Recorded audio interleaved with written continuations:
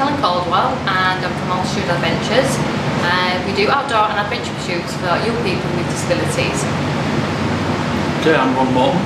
I help out with Altitude Adventures as a volunteer and specialise on the scuba diving side. I actually set Altitude Adventures up along with Richard Clark, who does the scuba diving, walking, climbing, and we identified a need for young people within the East Riding to be able to do reasonably priced outdoor adventure pursuits and adventurous activities such as scuba diving and rock climbing, because generally most of the centres seem to be in the Lake District or sort of 2-3 hours away. We wanted to do something local, set locally for local people. Yeah, when Helen and Rick had realised that most disabled people either couldn't take part in the activities that we're doing, or it cost them far too much money.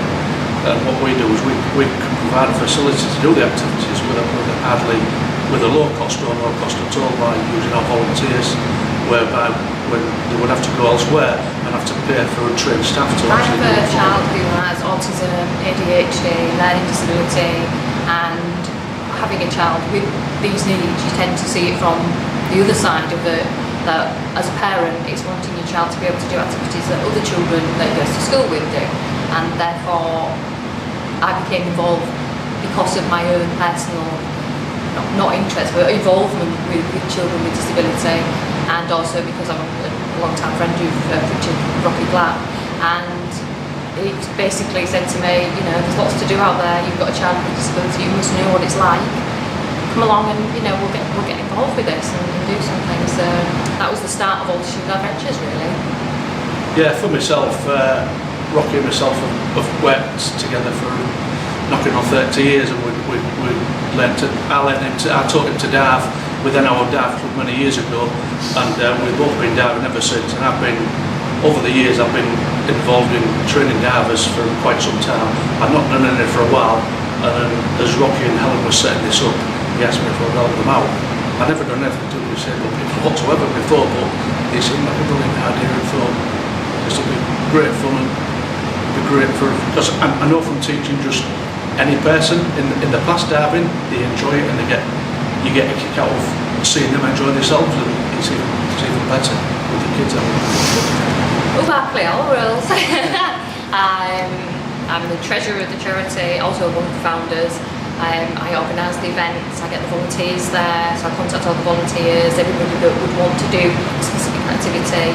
I have a list of who does what, who wants to do what, who's qualified to do what, and basically I get the right people at the right events every time to make sure that we can run them successfully. Yeah, I'd say my specialty is in the diving side, and myself and Rick have set up all the sort of protocols for safe practices in Halton Price here in the pool. We'll do the same for any of the pool that we use. We're hoping to progress it into open water at some point in the future. We've got a few problems with that at the moment, but we'll keep working at that one. We'll get them out in open water. That's what I'm involved in mainly. I take part in the walking as well because I'm a keen walker. I take part in the cycling. I did some cycle training to go along with this as well. So I'm not into the rock climbing. I'm frightened of heights, unfortunately. So I have to leave that one alone. I don't mind watching them from the bottom and helping them out as much as I can, but I'm not going up there. Well, for me, it's just, you know, every time, particularly in the pool, they come along, the kids, most of the kids, will get adults as well, but most of the kids, they're coming to an activity that they've never dreamed of being able to do elsewhere because it's just not available. It really isn't.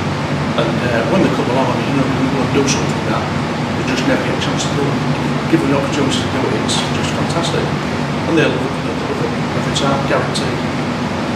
I would say that I would echo what Ron said, in that it's the expressions of the kids on the faces, and when they finish they get out of the pool, when they come down from the top of the wall, when they've been on a walk that they wouldn't have thought they could, you know, they've been in a wheelchair so they think, oh, we can't go walking off-road, but we take them off-road, and they get to the end of it and the faces are like, wow, we've done something we never felt we could ever do before. And that is, yeah, there's no price on that, is there? It's just wonderful. Last year we took a young girl with cerebral palsy to the Lake District, and there's a place called Honister that has a bridge 250 feet up, 250 feet long, and we walked Kelsey across this. It's got big gaps between the slats on the floor of the bridge. It's one of these rickety bridges, and we took her across and back across it, got her up there. It was quite a feat, and it was absolutely, it was amazing. It is on our website, the pictures of us doing that. It's a real achievement for anybody, and for Kelsey, who was in the pool tonight for the first time she ever been in the pool. It was amazing. They're getting an enormous amount of pleasure out of it, and they don't matter what activity they get involved in. As soon as they start working with the kids and that, it'll be obvious straight away. Sometimes it's difficult to persuade people to come along because they're not quite sure whether they'll get out of it, whether they can actually do it or not. But to be fair, we have people who specialise in all the areas that we cover, and we just need other volunteers to come along and help us out. They don't have to be technically qualified in anything whatsoever. If they are, it's even better, but if they're not, just come along and help out. They'll all be very much welcome. Obviously getting to know not just the kids that take part, but the parents as well. That's really nice. It's getting to know everybody as a whole sort of family of disability out there. It's the parents and the siblings, everyone that's involved. I think it's not just the feedback from the kids, it's the whole family, because often we do family events as well, and it's being there and talking to everybody in the family, not just the kids, not just spending time with the kids. It's getting to learn about how families cope with disability, and I think it's the broader thing that people will find is not just they'll just get, oh, you did this thing with this kid, I met all his family are fantastic, and they have so much to deal with, and you begin to feel sort of like involved with this other world that you maybe didn't know that was there before. And most of the activities, when the kids come along, they've got a parent or a carer or some relative with them, and you don't realise what they're getting an awful lot out of seeing the kids doing what they're doing. Almost impossible sometimes, and you're really surprised at what they actually can do. Because it can be easy to focus on what they can't do.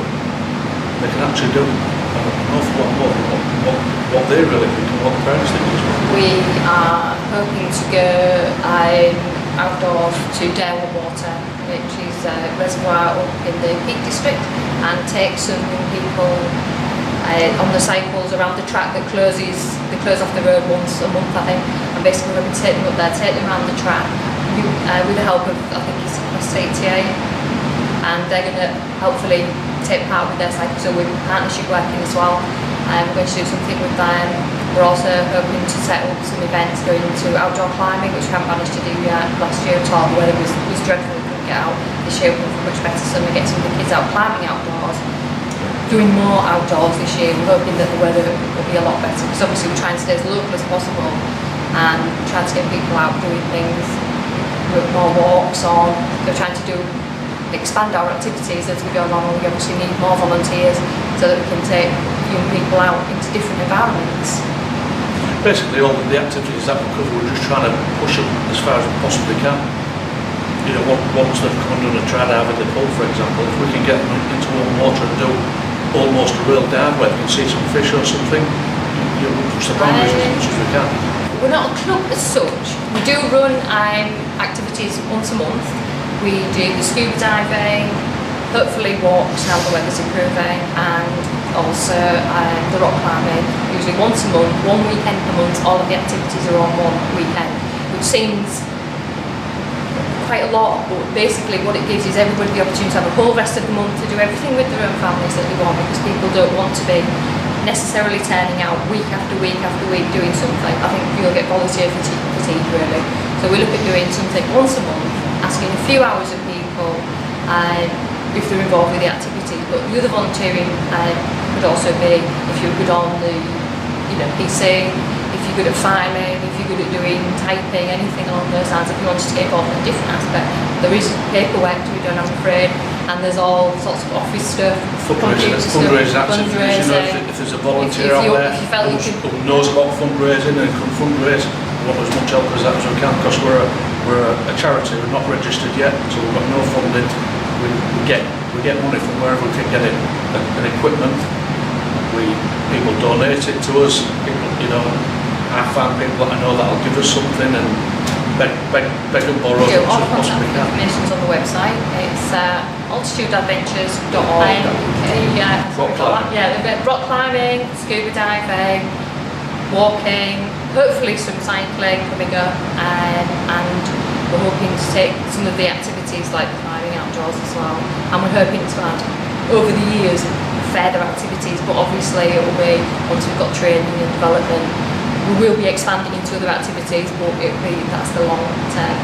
Just sort of clarifying on the walking, when we say walking, we're usually doing the walking, we don't exclude anyone whatsoever, unless there's some serious medical reason why they can't come.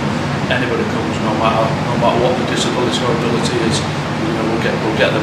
We're out in the outdoors basically. We call it walking because that's generally what most people are doing.